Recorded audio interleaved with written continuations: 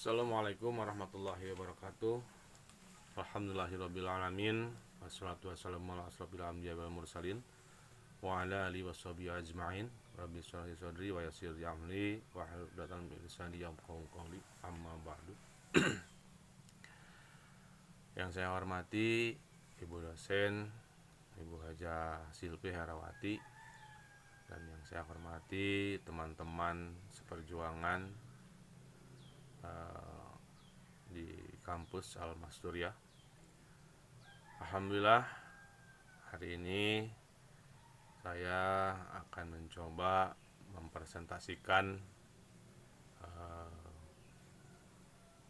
materi tentang karakteristik Islamic Entrepreneurship yang sudah dibikin PPT oleh kelompok kami. Langsung saja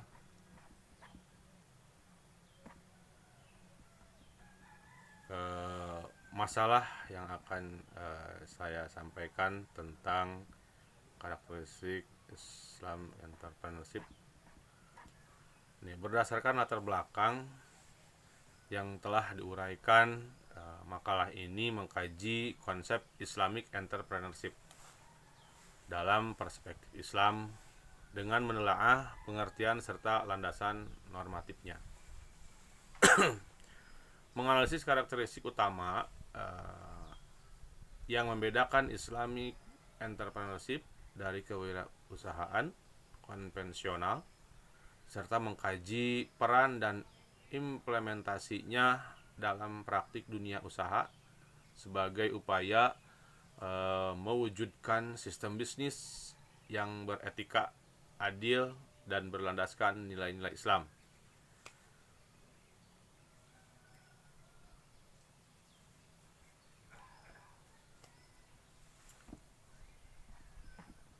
Berikutnya langsung ke tujuan ya.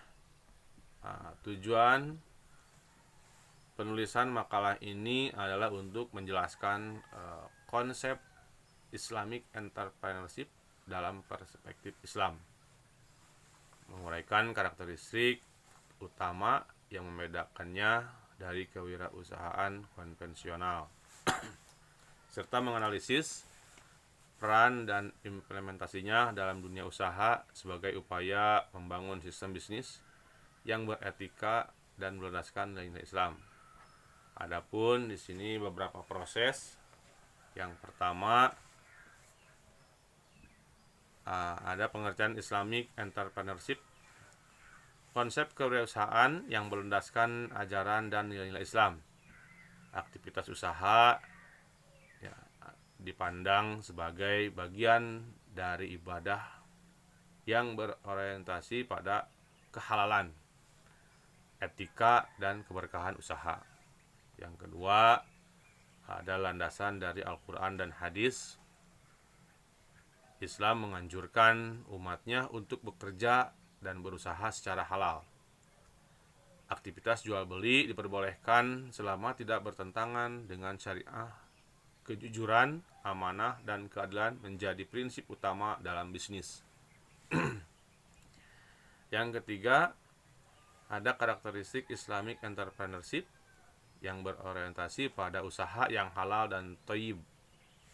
Niat berwirausaha karena Allah Subhanahu wa taala, menjunjung tinggi kejujuran dan amanah, menegakkan keadilan dan etika bisnis Islam, menjaga keseimbangan antar kepentingan dunia dan akhirat, memiliki tanggung jawab sosial terhadap masyarakat dan lingkungan. Adapun tadi saya sampaikan yang kedua, landasan Al-Quran dan hadis. Dan ini ada Al-Jumu'ah ayat 10. A'udzubillahi minasyaitonirrajim. Bismillahirrahmanirrahim. Fa idza qudiyatis sholatu wantasiru fil ardi wabtaghu min fadlillahi wazkurullaha katsiran la'allakum tuflihun. Yang artinya, apabila sholat telah dilaksanakan, maka bertebaranlah kamu di bumi. carilah karunia Allah dan ingatlah Allah banyak-banyak agar kamu beruntung. Jadi ketika kita sedang berada atau sedang merintis usaha, jadilah pengusaha yang yang mengedepankan nilai-nilai Islam atau yang ingat kepada Allah ya. Jadi kita berusaha dengan cara yang halal, tidak mengurangi timbangan dan mengedepankan nilai-nilai Islam gitu. Nah, keseimbangan ibadah dan dunia, Islam tidak memisahkan urusan dunia dan akhirat. Nah, setelah fokus ibadah, umat Islam diwajibkan bekerja kembali anjuran rezeki halal. Bekerja harus dilakukan dengan cara yang benar, jujur, dan menghindari kecurangan atau perilaku buruk dalam mencari nafkah. Nah, seperti tadi yang saya katakan bahwa ketika kita menjadi seorang pengusaha, seorang wirausahawan, maka jadilah seseorang pengusaha itu yang jujur, yang menghindari kecurangan atau perilaku yang buruk dalam mencari nafkah. Intinya apapun usaha kita jangan lupa kepada nilai Islam, terutama ingat kepada Allah agar usaha kita diberkahkan oleh Allah Subhanahu wa taala. Adapun karakter di sini berorientasi pada usaha yang halal dan thayyib, dilandasi niat beribadah pada Allah Subhanahu wa taala, menjunjung tinggi kejujuran dan amanah dalam berbisnis, menegakkan keadilan dan etika bisnis. Islam menjaga keseimbangan antara kepentingan dunia dan akhirat, memiliki tanggung jawab sosial terhadap masyarakat dan lingkungan. Adapun peran Islamic Entrepreneurship. Peran Islamic Entrepreneurship ini mewujudkan sistem usaha yang beretika dan berkeadilan, mendorong terciptanya kesejahteraan dan pemerataan ekonomi, menghindari praktik bisnis yang bertentangan dengan prinsip syariah ya, yang jauh dari ajaran Islam, atau yang membentuk pelaku usaha yang berintegritas dan bertanggung jawab sosial.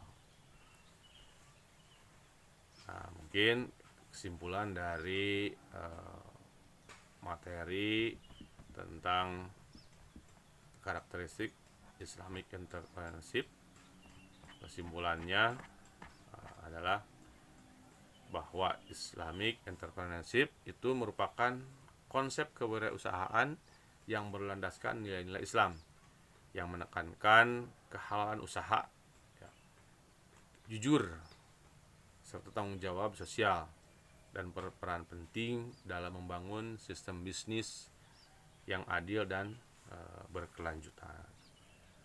Terima kasih. Mungkin hanya itu yang bisa saya sampaikan dari materi tersebut. Kurang dan lebihnya saya mohon maaf. Akhirul kalam, wabillahi taufiq wal hidayah. Assalamualaikum warahmatullahi wabarakatuh.